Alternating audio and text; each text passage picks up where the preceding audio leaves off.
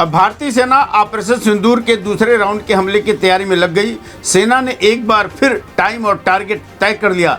भारतीय सेना के अनुसार आतंकियों के पूरे खात्मे के बिना नहीं रुकेगा ऑपरेशन सिंदूर। कई आतंकी सरगनाओं की जीवन लीला समाप्त करने के बाद अब सेना हाफिज सईद, मसूद अजहर जैसे आतंकी आकाओं को अपने टारगेट पर ले लिया है। हमले के बाद हाफिज सईद का भी लास्ट लोकेशन सेना को मिल चुका है। भारतीय सेना जल्द ही करेगी इन सब का काम तमाम। भारतीय सेना ने ऑपरेशन सिंदूर का किया शंखनाद। घर में घुसकर 9 आतंकी ठिकानों को किया तबाह। आतंकी सरगना मसूद अजहर के ठिकानों का हुआ सफाया। पाकिस्तान में मचा हड़कंप। कराची के एयरपोर्ट को पूरी तरह कर दिया गया बंद। भारत की एयर स्ट्राइक के बाद पाकिस्तान में स्थिति बिगड़ गई है। हवाई अड्डे, स्कूल बंद हैं और अस्पतालों में मरीजों की लंबी कतारें लगी हैं। इमरजेंसी जैसी हालात उत्पन्न हो गए हैं। ऑपरेशन सिंदूर के बाद प्रधानमंत्री नरेंद्र मोदी ने रक्षा मंत्री राजनाथ सिंह को बॉर्डर पर जाने को कहा। हालात का लेंगे जायजा। रात 1 बजे से रात 1:30 बजे तक हुआ ऑपरेशन सिंदूर। 25 मिनट तक पाकिस्तान पर एक के बाद एक 24 मिसाइलें दागी गईं। आतंकवाद के खिलाफ जीरो टॉलरेंस का भारत ने दिया संदेश। भारतीय सेना के ऑपरेशन सिंदूर से देशवासियों में खुशी की लहर। पीएम मोदी ने सेना की तारीफ करते हुए कहा, यह देश के लिए गर्व का पल है। ऑपरेशन के बाद पीएम मोदी ने रखी कैबिनेट की बैठक और राष्ट्रपति से भी की मुलाकात। ऑपरेशन सिंदूर से बौखलाया पाकिस्तान। एलओसी पर शुरू की अंधाधुंध गोलीबारी। भारत ने दी चेतावनी, कहा अगर कुछ आहत हुआ तो मिलेगा करारा जवाब। भारतीय सेना के ऑपरेशन सिंदूर के तहत लश्कर तैयबा के 5 प्रमुख कमांडरों को ढेर कर दिया गया। उनकी तस्वीरें भी सामने आई, जो पाकिस्तान के खिलाफ की गई सख्त कार्रवाई की गवाही दे रहा।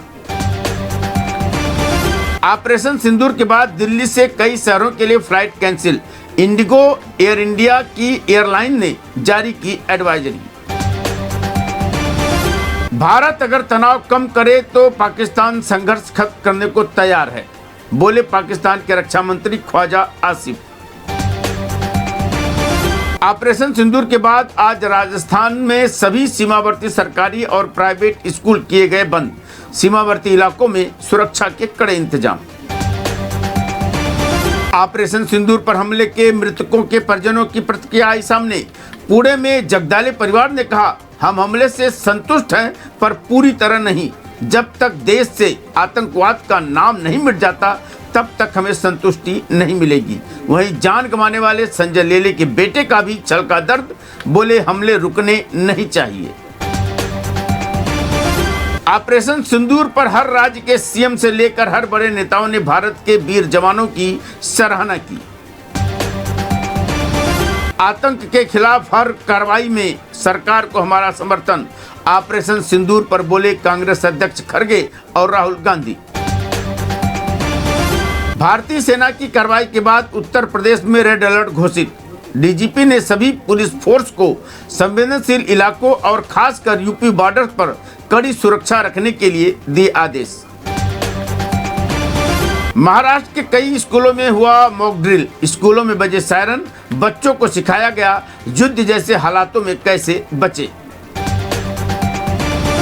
महाराष्ट्र के नागपुर सहित देश के कई हिस्सों में ऑपरेशन सिंदूर को लेकर मनाया गया जश्न।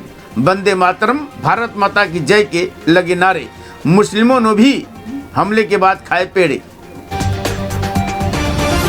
छत्तीसगढ़ की 10वीं का रिजल्ट आज घोषित हो गया। आधिकारिक वेबसाइट पर जाकर देख सकेंगे रिजल्ट। यूपी के प्रतापगढ़ में मंदिर में मृत सांप फेंकने और थूकने पर 8 संदिग्धों को पकड़ा गया। 2 समुदायों के बीच माहौल बिगाड़ने का किया था प्रयास।